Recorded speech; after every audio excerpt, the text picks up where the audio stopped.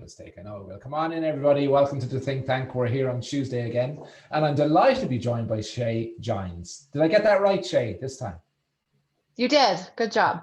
Okay. I get away with these things anyway because of my accent and stuff, you know. So, the it's lucky sometimes when you've got a different accent and people don't notice when you make all those mistakes. Just say that's just that crazy Irish man, you know. So it still makes me sound great, even when you mispronounce it. So I'm okay. Well, Shae, people are coming in now, so we'll just give them a second to all come in before you introduce yourself fully. So I'll just ask a few questions just to figure out how you fell in love with this mad industry of ours, and then I know that people will learn from your experiences and your inspiration and everything else. But before we start, so you're in Utah. Yes. Okay, so just in the US, where is Utah? So I am on the west, like the middle western United States. Okay, so it's really early there now then for you. It's, well, not too early. It's 11 a.m. 11 a.m. morning time. Well, it's 6 p.m. here over this side of the pond, but I suppose we're just closer to being able to have a glass of wine or a cup of coffee or whatever, or a beer or whatever that is. Is there a time restriction on that? No, it's because it's always 6 o'clock somewhere, right? So guys, thank you all for joining us. So if you have any questions at all, just ask it in the chat, right, rather than the Q&A. So just ask in the chat. So I know Shae has loads of good stuff to share with us, so you may have some questions, so make sure you put in the chat because that's what I'm keeping an eye on. So Shae, just tell us a little bit about you in Utah. So you're married? I am. Okay. I have been married for 8 years. We have 8 beautiful children and one beautiful grandson that's actually being raised in the Netherlands. No, you're not old enough to have a grandson. Go way out of that. Well, my oldest daughter is 23 and I gave birth to her. So we'll just leave it at that. And you've 8 children. I do. I have 8 children. Fair play to you. There must be some Irish blood in the gene pool there somewhere. You might be a little surprised to find that I'm actually half Irish. Wow, very good, very good. Have you been to Ireland yet? No, I was supposed to come in May last year. Yes, you were. COVID was, I was actually coming to you guys' retreat for the photography, going into Dublin. And then I'm so sorry, I don't remember where the castle was. I was just excited I got to go stay at the castle. That's okay. We were going to Kilronan Castle. You might remember I reminded everybody that they weren't allowed to follow through in the name of the castle because my name's Ronan, right? So Kilronan. Oh, gotcha. That makes sense. Well, look, we'll be back in 2022, so we look forward to seeing you then. So tell us about your love of photography then. And I know you said that it goes back a long way, but how did it start? So, girl, sadly, I'm one of those weird people that just always had a camera in my hand. When I was in 3rd grade, so oh goodness, I probably was, how old are you in 3rd grade? Like 9? Is that about right? 8, 9? My grandfather from Ireland actually gave me, it wasn't a point and shoot, it was, oh God, what are the ones called that you push the button and the picture actually comes out? What was my brain? Polaroid, was it? Was it a Polaroid? Yeah. So he gave me a Polaroid picture and it was a Polaroid camera, and it was relatively close to Halloween. My birthday's in November, and he gave it to me as an early gift. And I remember I wrapped my brother's head in a sheet, and I did dramatic lighting and made it look, and then I put ketchup on his face and I made it look like he was dead. It just kind of grew from there. And then once when I was in junior high, my grandfather bought me an N90. And I used that the heck out of that darn camera. I had it for, oh God, I want to say 10, 15 years. And I just used the garbage out of it until I finally made that transition into digital, which was, I tried about 3 or 4 times to transition into digital, but my brain wouldn't wrap around it. like being able to change ISO and different settings. And I was just like, what? And I didn't have to develop film, and we could overshoot, which, us that started in film, overshooting just wasn't an option. So, it just kind of grew and grew into that. And then I found, I actually started shooting seniors. And during the senior sessions, I just really grew a passion for lighting. Finding the light, no matter where I was, no matter what I was doing, was really important to me. And I had found that I could change the emotion of an image just simply by the lighting. And so that grew. And then I ended up taking a job years and years later as an assistant manager for a photography studio. And then it grew into being a manager. And then it grew into, okay, I'm going to do this all by myself. So I opened my own business. So tell me about that then, about when you decided to set up your own business, because a lot of photographers, were artists first, right? And sometimes we struggle with the business of photography. And I know you're a big leader in the area of business of photography and how important it is, and we do our best to try and help as many photographers with the business of photography as we can. So when you first transitioned to create your own business, what were the challenges for you? The biggest challenge that I had saw, and I mean, the reason for me making that transition was that I was working in a studio where it was low cost and high volume. However, the high volume that they were receiving really came from the owner of this photography studios. They owned a dance studio, which was right next door, and their high volume and what would carry them through the entire year was those dance portraits. And they really weren't generating enough revenue from their actual clients. So, for example, they were charging $99 and they were getting 30 to 50 images with a full, and they actually gave the copyright release, not the print release. They gave a copyright release.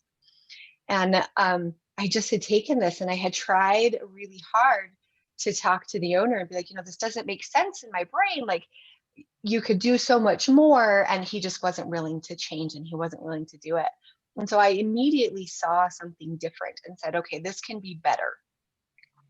But unfortunately, when I first started my business, I didn't know how to go there. I didn't know what to research. I didn't know who to talk to. And you'll find sometimes in our industry, a lot of photographers they don't want to help. They just kind of like, this is my secret. You don't get to know. And so, I mean, I struggled at first, and I was shoot and burn, and I basically took the same business model from them, and I tried to tweak it into some weird IPS, and I failed miserably. I will just be 100% honest with you. I failed miserably. I thought charging, I think I was charging $15 for or $20 for a 16 by 20. And I was like, oh my gosh, that's so much. And now, I mean, obviously I've graduated from that, but it just was this weird transition of trial and error where I felt my brain is very, very, very analytical, and I need to see those numbers. I need to see what's making sense. I need to make sure that, I'm being profitable and that I can sustain my business and I can have employees, because I didn't want to do it by myself. And so it just kind of grew into this weird thing, and it was a lot of trial and error. And then I ended up finding this wonderful community of photographers where people actually shared their knowledge. I hired mentors. I spent the money and I did the research. And now I'm at the point where I'm very happy where my business is. I'm very happy with the clients that I get. Because I'm not gonna lie, the clients that I had, at the very beginning versus the clients I have now, so much more easy. They're just amazing to work with. They value me, they trust me, they love me. Regardless if it's me calling them on the phone or one of my assistants calling them on the phone, or an associate photographer, when somebody calls them, they know that we've got them. And that is just so much, it's almost like humbling, versus where we had the older clients that were, they just kind of always had complaints no matter what you did for them. So it's kind of this new, it's definitely a different market when you hit that, and very rewarding. And Shae, was it you talk about understanding the numbers. So what was that the greatest challenge, actually putting all the numbers together, or was there something else that was sort of, you knew you had to do something, but was there something else that you sort of said, there's no way I can charge that, when you heard these mentors saying what you should be charging, or how did you feel about that? Definitely when I had people telling me that I need to charge a certain amount, and go through my cost of doing business, and at the time my studio was inside my house, so my cost of doing business was actually relatively low. But even to get me to where I wanted to be able to pay myself the wage that I wanted to pay myself, I was just like, there's no way. Nobody's going to pay me that. That's insane. That's crazy. And then I selected a business partner when I actually opened Lavella Soleil, and my business partner is actually CPA. So numbers are his jam. That's his thing. And he really instilled into me that value of profit, profit, profit, profit. However, we struggled a little bit at the very beginning, because when I told him what I was going to be charging, and still those prices compared to what I charge now are nothing compared to what I'm doing now. But he even struggled with that, as like, he sees businesses open and fail all the time. I mean, that's what he does. And he really kind of pushed this into me and be like, okay, you can't do that. You can't charge that much for that. Like, why can't you give them all the photos? If I'm going to get my pictures taken, I want all of these photos. I want the digitals. I want to be able to do with them what I want. Or he would bring up, well, what if you die? What happens to my photos? And instead of me listening to him, I just bucked up and I was like, you know what? You're not my client. So you said that to your mentor. Did I lose you? Yeah, I can't hear you. I've lost you.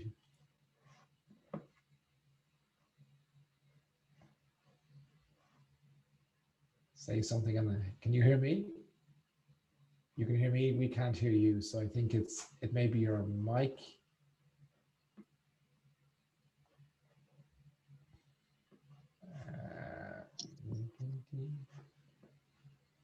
Can you hear me now? Yes, we can. Yes, we can. Do my computer, so if you guys get background noise, I apologize. That's okay. That's okay. You can hear me okay, yeah? Yes. So you were saying that you were talking about your mentor, and that you didn't listen to what he said or she said about what you should be charging, and then you were telling us that you said to them what you were going to charge, or you just decided that you were going to go to your clients and this is what I'm charging. So I lost that just there, that we lost you at that stage. So can you just go over that again for us? Yes. So my mentor at the time was saying, you need to charge X, Y, and Z, and you have to have this much of profit in order to reach the goals. One, my overhead, and two, where I really wanted to be and be able to pay myself. Because you know what? I'm allowed to make money. It's not against the rules. And so when I took that, and my business is a corporation, so I have a board of directors and I have a business partner. And when I took this to everybody, my business partner in particular was just like, you're out of your mind. Nobody is going to pay you that.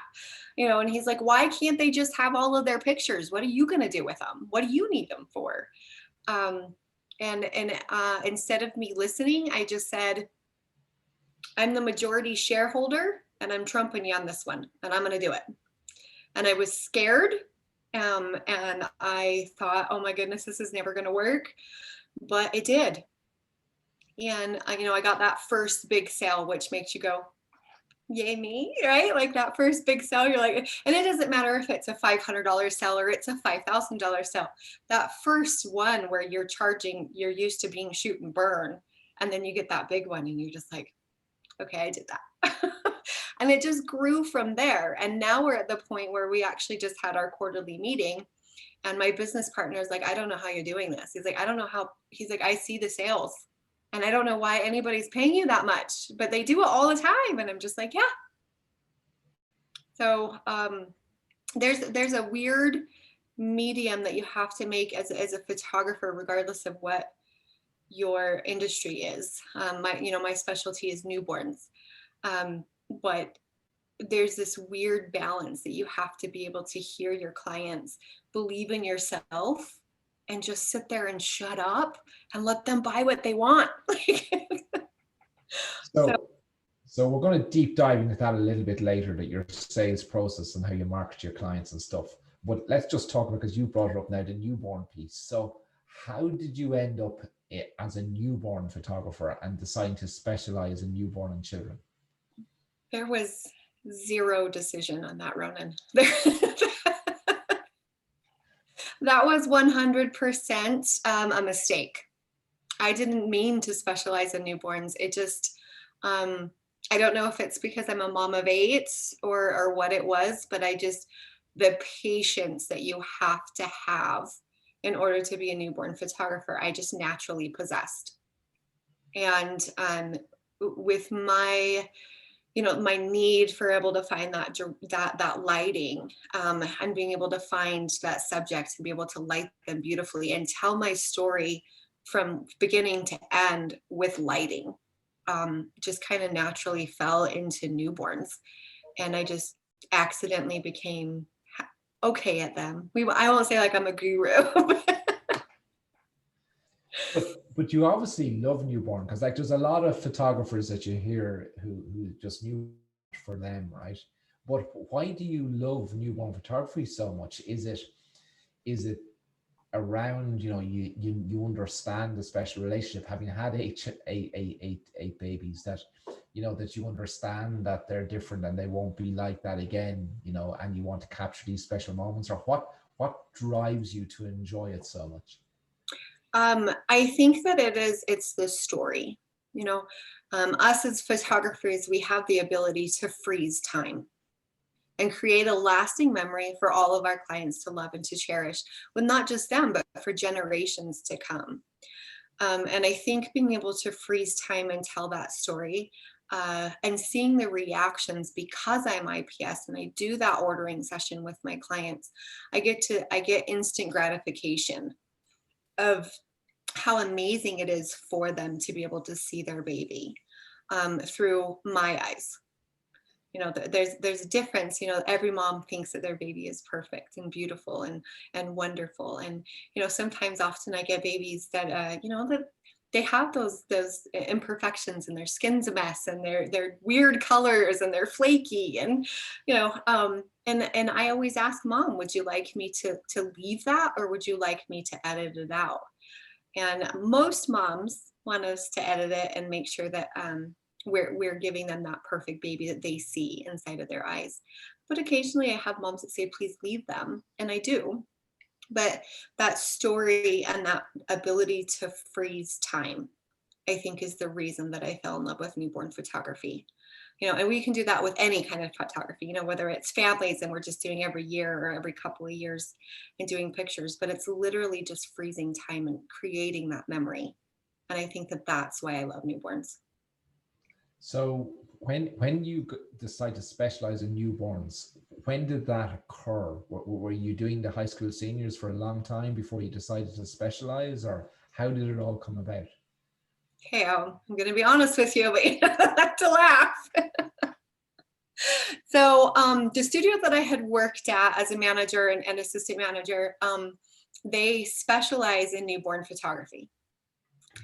And at the time, I just thought, I remember shooting and I would just dread a newborn picture, because as much as they said that they trained me, they didn't.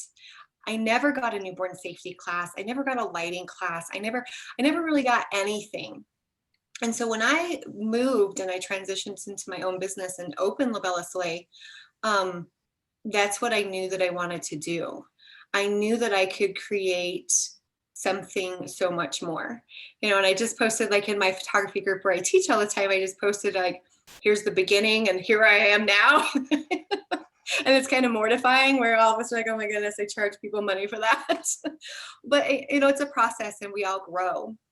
And I just feel like when I left, I instantly was like, I'm going to specialize in newborn photography for 2 reasons. One, the story. And two, there's not a season. So I'll always have a job. And with the family that you have, is being able to do newborns during the week and have weekends off, was that a driver as well? At first, I didn't really have set hours. At first, I was just kind of like, okay, I'll photograph my clients whenever they need me. The ability to say no as a business owner is probably the most empowering thing that I've ever learned. So at first, no, it didn't give me any more time. It really didn't. But now I have set business hours, and I'm very good at making sure that I'm not even like looking at the Facebook or at my email, or I'm not scheduling. I have assistants that answer stuff for me. I'm very, okay, this is what my business hours are, and this is when we're going to do it. And that's allowed me to, like make trips to Ireland, or, go to Disneyland. I went to New York. It's allowed me to be able to have the time to be able to make those adventures and those memories with my own family. And it's interesting because a lot of photographers, they do quite a number of things. So they might do family portrait and children and high school seniors, and they don't specialize. But you are absolutely specializing in an area, and therefore you become known as the brand in your locality for what you do, right? Definitely. My newborn photography was definitely intentional branding. I of course I offer, my studio offers all types of photography other than weddings. I don't, yeah, that's not true. My husband is my wedding photographer, but I try to divert those. Weddings are they're not my happy place. But the newborns was very intentional branding. And I realized, those two types of brandings where you've got the intentional and the unintentional. And I did such a good job of branding myself as a newborn photographer that people forgot I did other things. So I had to go back and let families know that, you can bring your families back, and we can still photograph those beautiful families as your baby grows. So let's say I decided I want to learn from you and I'm going to join your group and all that. But before I do that, can you just give me an idea of, if that's the direction I want to take as well, and I'm trying to make this transition and I want to specialize in newborn photography, what are the 3 key things that I need to do to get started? The first thing is you need to mentor with somebody. I don't recommend you just grabbing a camera and photographing a newborn. Newborn safety is so much different than any other photography industry, that anything that you could possibly do. There's so many things that you have to look out for. You have to watch for their circulation, their breathing. Are they too hot? Are they too cold? Are they uncomfortable? And you also have to remember that they're very time consuming. So you might schedule for 45 minutes to an hour. And every once in a while I get a baby that I'm just like, hey, we're on 3.5 hours, So remember that they're very time consuming, and the newborn safety is number 1. The other thing is you need to have an obscene amount of patience. If the baby is crying and getting fussy, and everybody gets the clients where the mom is, or the dad is a little anxious as well, especially when they're first time parents. You have to be able to just kind of relax and just like, it's okay, I got you, take a nap, we're fine, here's some Netflix, whatever. So patience of you being able to do it on the baby's timeline, not your timeline, is really big. And then the third thing that I probably would say is the most that you need, you have to be able to problem solve. Right? So you might have like all these sets set up, and you might say, okay, I'm going to do X, Y, and Z, but then Q, Y, and R happen. So you got to be able to kind of roll with the punches. And I mean, like if you're doing a whole beanbag set and baby does not want to be naked, you got to, okay, how do we get these images in a way that baby's comfortable? Because that's the most important. If the baby's not comfortable, it's going to show up in your pictures. So it sounds to me that, you have to be charging properly for newborn photography, because not only is it very time consuming, because patience means time, right? That's what it translates to if I wear my accounting hat. Patience means time. It's going to take a long time. It's going to be a lot of cost here. And then the other thing you mentioned then too was, that you don't know what's going to happen. So as you said, it could be a 3.5 hour shoot, or it may go quicker than that, or it may extend a little bit. Right. And of course, most important of all, there's the whole safety piece. I know, like, I've talked to other newborn photographers, and you have to have the studio at a certain temperature, right? And you have Yes. to, there's a whole safety requirement to it. Is there actually a safety standard for newborn photographers? Do you have to get a license now in the US? Unfortunately, there's not. You can pick up a camera and you say, I'm a newborn photographer, and you are.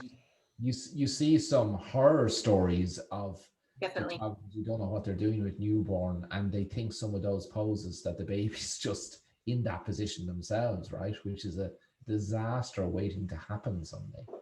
Definitely. That's actually one of the biggest reasons that I started the group that I started, was to give that free knowledge of just like, hey, don't do this. Like, please don't hurt your babies.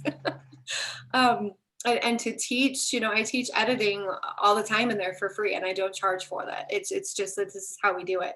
And it's not always newborns. Sometimes, I have a different audience, so many different types of photographers, but like, I'm happy to answer questions and show you how to make those composite images of like froggy pose. When I first started La Bella Soleil and the group, I remember there was a gal locally here in my state that had done a newborn session and was doing froggy and didn't understand that it was a composite image. And so she let go of the baby, and the baby fell off the beanbag and was severely injured. That could have been easily preventable had she had the proper training and knowing that newborn photographer isn't just picking up a camera. So the most critical thing is, if I'm not a newborn photographer, I've got to realize that I've got to go and get this training, right, for safety first, because your reputation can be ruined in just one moment or one lapse moment. No, I mean, you're literally holding somebody else's life in your hand. Yes. Literally. So, I mean, it could go really wonderfully and you get beautiful images, or it could go very, very horribly, very quickly. Yes. So Shae, we've already said that, you got to be patient, you've got time. So how did you go about then pricing your newborn? So I have an IPS business model, which most photographers know what that is. So it's in-person sales. What I do is I charge a flat session fee. In my business in particular, I have 2 session fees. I have a newborn session fee, and then I have an everything else session fee. And then those session fees basically, for lack of a better term, come with nothing as far as what my client gets. It just covers, my time and me be able to photograph these individuals. And then they come back in and they do their ordering appointment. We call it a reveal party. And at the reveal party, they get to see their images and go through them, and we pick out what products are right for them, what images they love, what are they wanting to do with them, do we need gifts, just all this stuff. And so my pricing is based on, that's where it is. The session fee doesn't make me any money. My sales is where my bread and butter is, and that's what covers my cost, my paychecks, my staff's paycheck. And it's also just this rewarding thing where I get to see my clients go, oh my goodness, like, look at that. And you get one every once in a while. You don't even have to edit it, just leave it as it is. And I'm like, no, really, I'm editing it. But it's just this great process. And then this wonderful thing was when they come and pick up their product, and I have everything displayed of what they've ordered, and your products are part of why I love that so much, at 3XM, is you guys allow me to be able to display these products in a beautiful way. And my clients are just tickled, and most of them cry, and that makes me happy. So let's just deep dive into the sales process, because that's the part I love marketing, and I love sales process, and I love numbers, because that's just my jam, right? So the sales process then, so you're doing in-person sales.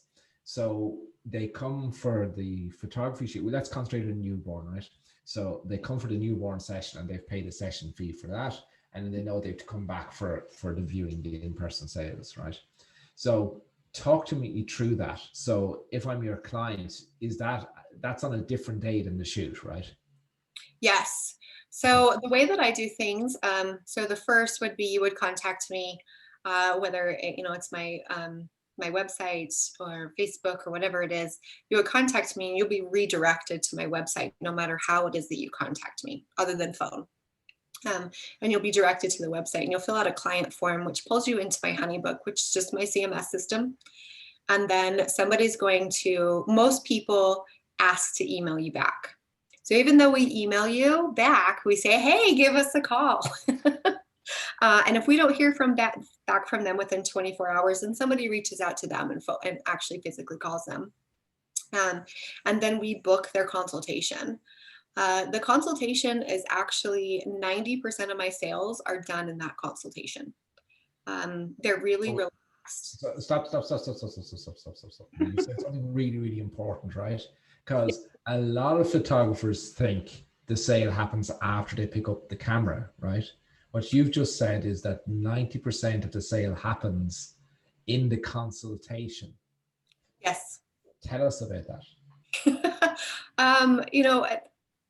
For me, it's not something difficult. It's more about listening to what my client needs and asking the questions based on their previous answers. So if I'm sitting down and I was like, oh my goodness, when are you due? I already know when they're due because it's in my questionnaire, but I'm just trying to relate and build that relationship with them. The relationship is number one. They need to trust me and realize that I am an expert in my industry. And if they hire me, they get so much more than just a picture. So how I tell them all about us.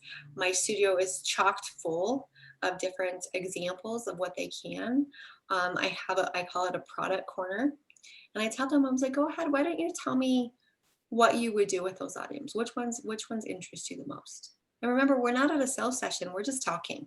We're just having a conversation. We're just talking and I'm getting to know them. They're getting to know me. We crack jokes back and forth, building that trust and that bond. And, they might pick up, my image box. I call it a keepsake image box because I don't want them to Google folio box. So I cheat. So if they pick up my keepsake image box and I'm like, oh my goodness, I love this. This is beautiful. I just tell them, like, oh my goodness, that's one of our number one selling things inside of our studio. Let me show you why. I'm in the United States, so anything imported from Ireland is just like, whoa, that's fancy.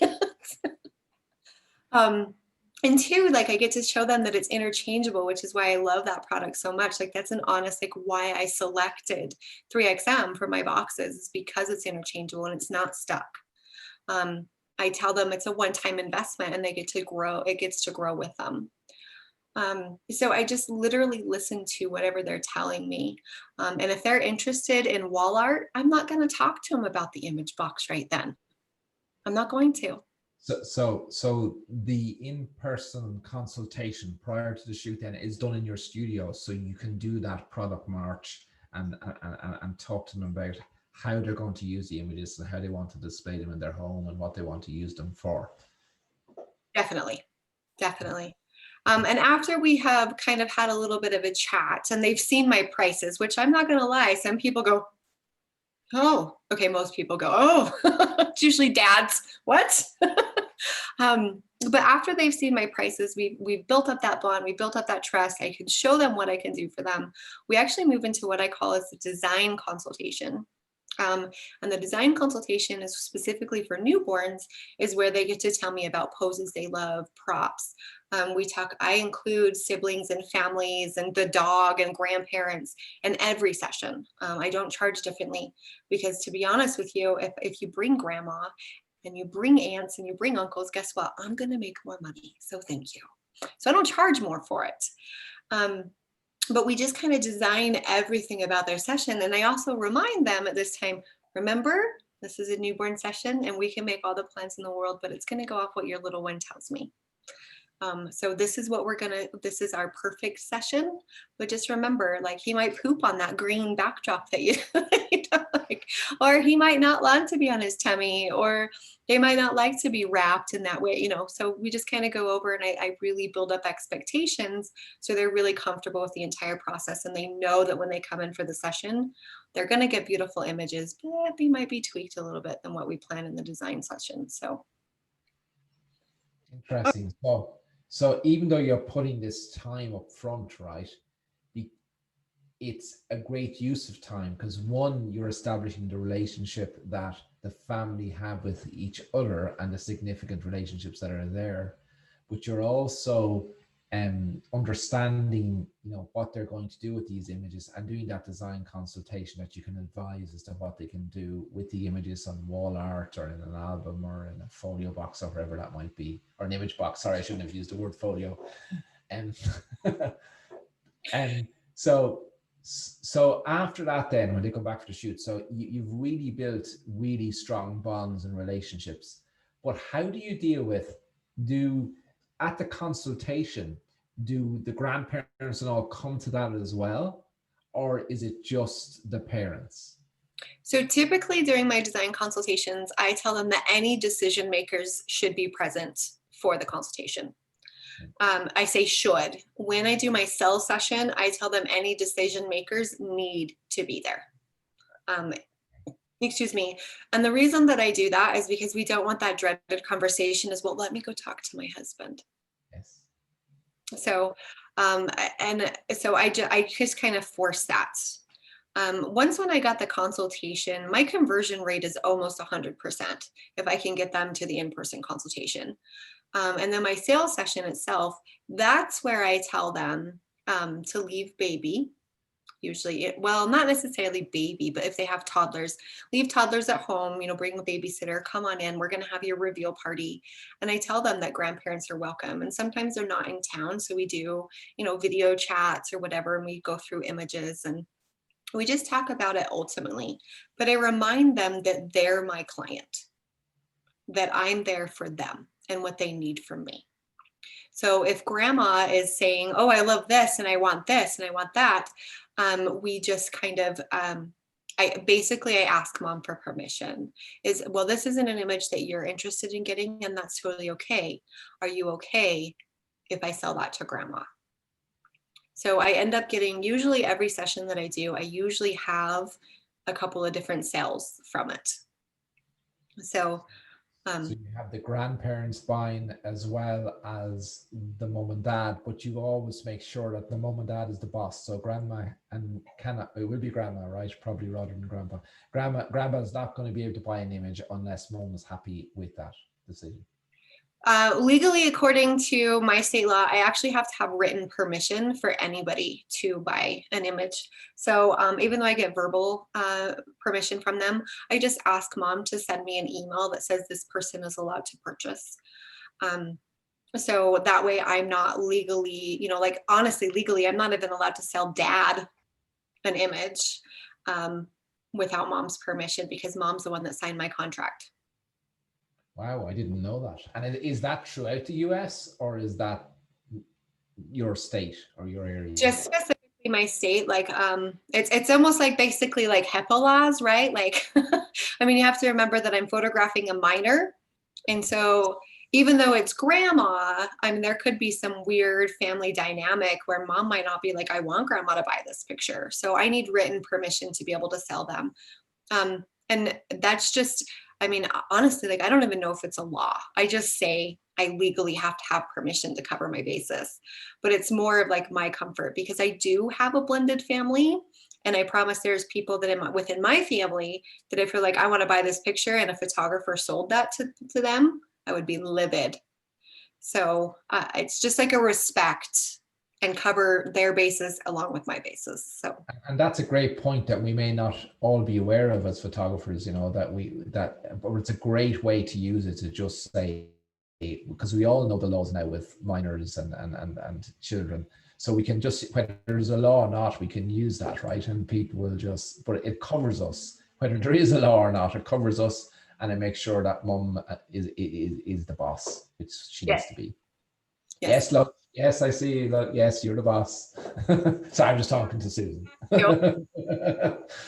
um, so we have a question in. Let's take it before we deep dive into marketing. I'm going to have to put on my glasses so I can read it. So, Monica wants to know, does every family come before the birth of their baby for the consultation, that is?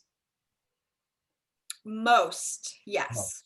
Okay. So most of my clients pre-book somewhere between 12 to 20 weeks is when most of my clients are booking for their due date. Occasionally, especially now since COVID has happened, I get closer to like baby's already here. But because I'm not getting those pre-bookings so far out ever since COVID has happened, I have room to be able to take those. Traditionally, when it's say like they're like, oh my goodness, I had a baby yesterday and I need to get in. Traditionally, like I'm not able to take them.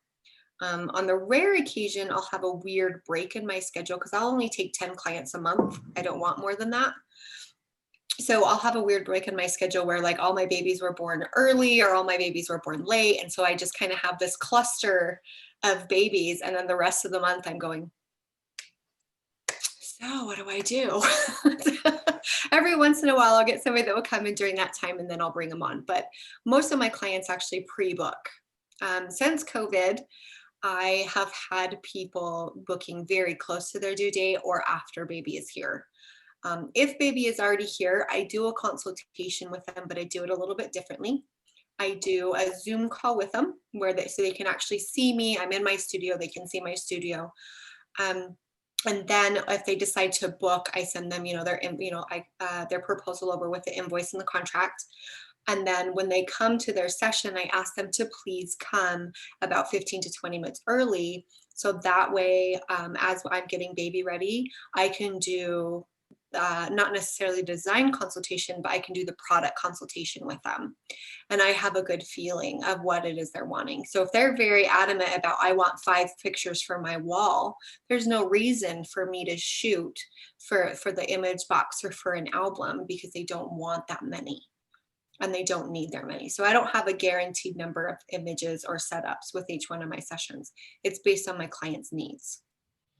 So that's really clever. So the session, so you're not spending all the time doing a full newborn session that might go on for 4 hours if they want to buy 2 pieces of wall art.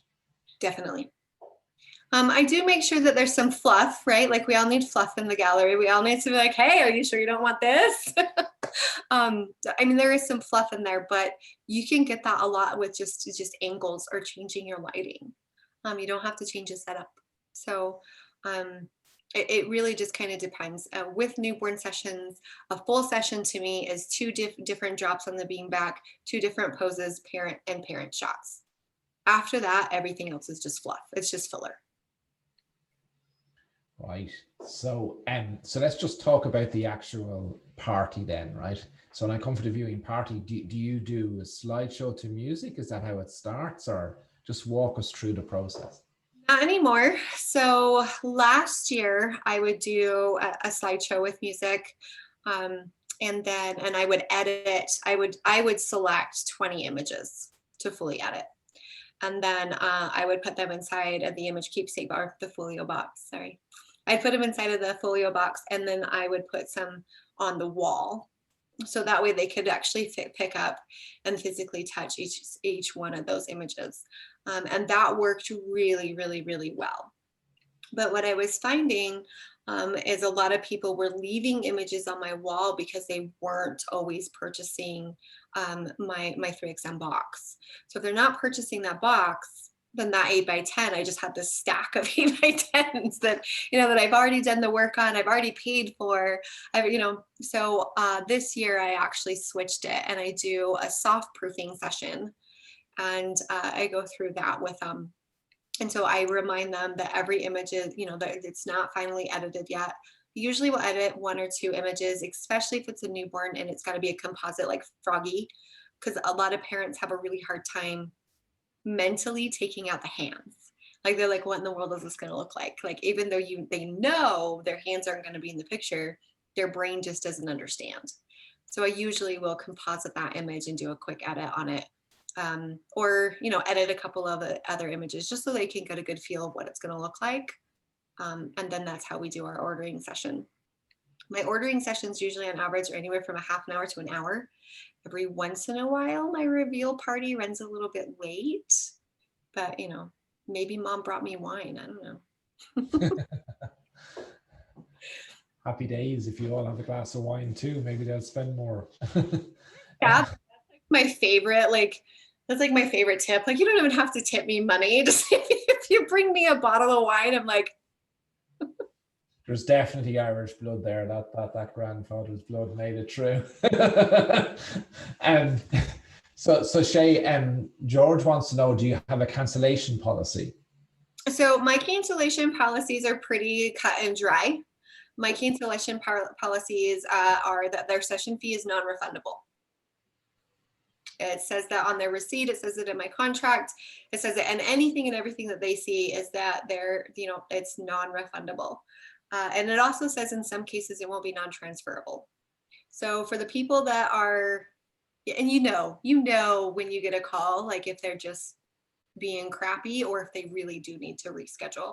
Rescheduling, I'm always happy to do. If it's a cancellation, then it's just cut and dry. It's a cancellation. You took up time on my spot, just like if you call a hairdresser and you prepay for that. If you don't show up to your session, it's gone. If they're a no-show, it's gone. It's very cut and dry, and I'm very honest with it and open about it. So Melissa wants to know, how do you keep your ordering sessions under 1 hour? Is that a chat? See, I'm coming from this. I'm not a photographer, right? So keeping the ordering sessions for newborn, is it a struggle to keep it underneath an hour? Nope. You've got to remember, I already know what they want coming in because 90% of my sales were done in that consultation. So when they're coming in, I'm not going to waste time showing them products and talking to them about things that they're not interested in. I listen to my clients and I make sure that I'm giving them and I'm delivering what it is they need and they want. As far as they're picking out their images, I've already called them. So I've already gone through and I get them down. You know, usually for a newborn session, they're usually looking somewhere between 30 or 40 images. I try to keep it really close to 25 to 35, just because I feel like if you're doing more than that, you're really overwhelming them and their brain just shuts down. It's like when you do a wedding one, right? Like people are like, okay, I'll just take all of them or none of them. I can't do this anymore. So. Yeah, and that's a really good point, because you know some people think it's about quantity that people want. It's not. They want quality, and if you give them too much, they just won't be able to make a decision.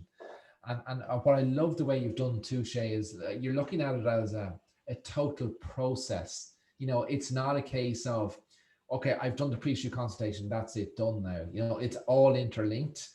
So all the way along, you know exactly what this client wants. So even when you're doing the session, you know, you're shooting because you've already done the design consultation and the pre-shoot consultation. So you know what your client wants. So it's all interconnected. But how do you remember then? Have you got a CRM that you plug all this into, that when Ronan comes with his baby, that you know what Ronan wants? Or how do you keep on top of all that? Okay, to be honest with you, HoneyBook. HoneyBook is specifically, and I'm not like promote, like I have no attachment to HoneyBook whatsoever, but they're wonderful. Their CMS system has allowed me where I can go in individually and I can look at their entire project. I can make notes based on it. So when they come in for the consultation, and let's say little brother loves dinosaurs and is going on a trip to a dinosaur museum with grandma next weekend, I literally write that down. It's not that I remember. It's really, and I also have one of my assistants, her name is Lizzie. That girl is my brain. She's 19 years old. I don't know how she got this skill, but oh my goodness, without her, my life would be miserable. Like Lizzie is just like, Shae, did you do this? And I'm like, no, but I will. So I have kind of a dual system, but HoneyBook, I literally utilize everything other than their scheduling. I don't use their scheduling because I like to have that control. and I'm a control freak. But everything else, HoneyBook really works really well for my business. And the notes itself, when I'm writing down, Ronan is going to the dinosaur park with grandma, and then you come in and I'm like, Ronan, did you have so much fun with grandma at the dinosaur park? I don't remember it, but the parents are like, oh my gosh. Like, not only does she remember my kid's name, she remembers she going to the dinosaur park with grandma. And I do that through the entire process. So when I'm making notes about my clients, about what products that they're interested in, that's what it is. And then every time I meet them, my first instinct is I go and look at those notes to make sure that there's not anything that I definitely do not want to miss. So.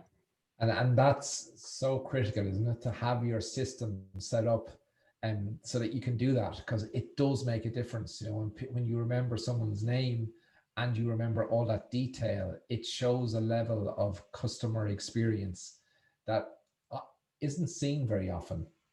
Oh, and before HoneyBook, I've only been a part of HoneyBook for about 2 years now. But before HoneyBook, I was, I'm that analytical brain of mine. I have to have physical things to hold and touch and do. So, every client has a folder, and inside their folder is a date, what session it is, how much they paid, what taxes are, blah, blah, blah.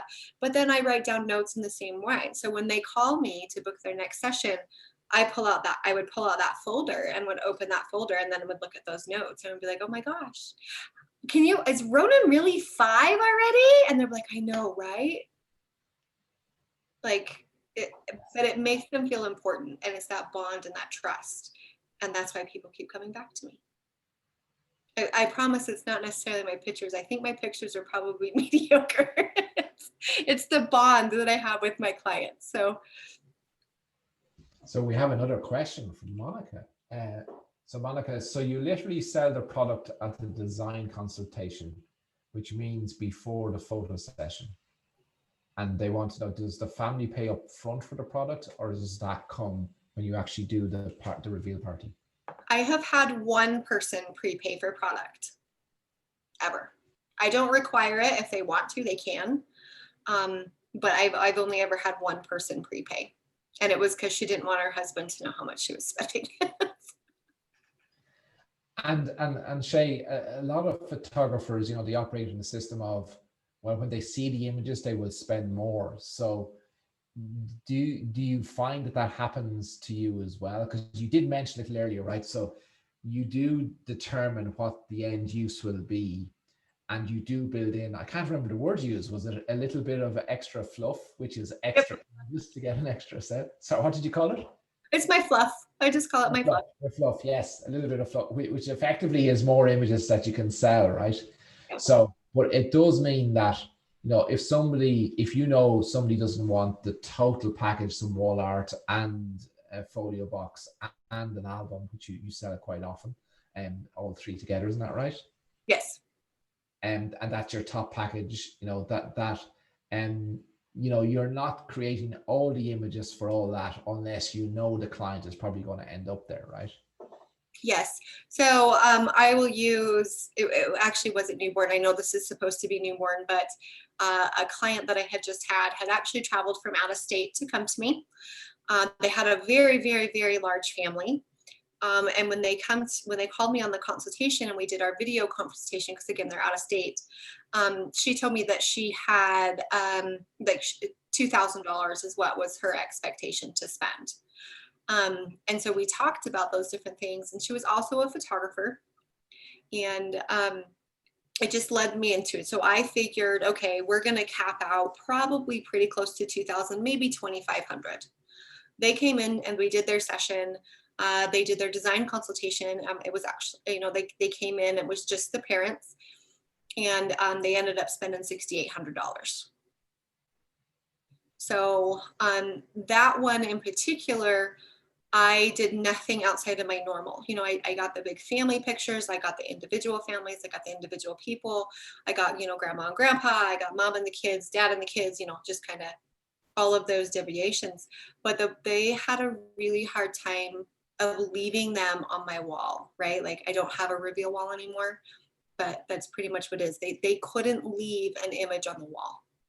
So they selected 30 images for me to edit, and they ordered different products based on those 30 images. And some of those images they reordered over and over and over and over and over. So it might be the family picture, but they did the family picture in 5 different variations of products. So I really am not working that much harder, and I'm still delivering exactly what it is that my client wants. But then there's other people where I have come in and they literally have told me that their budget was $700, and they stuck to $700.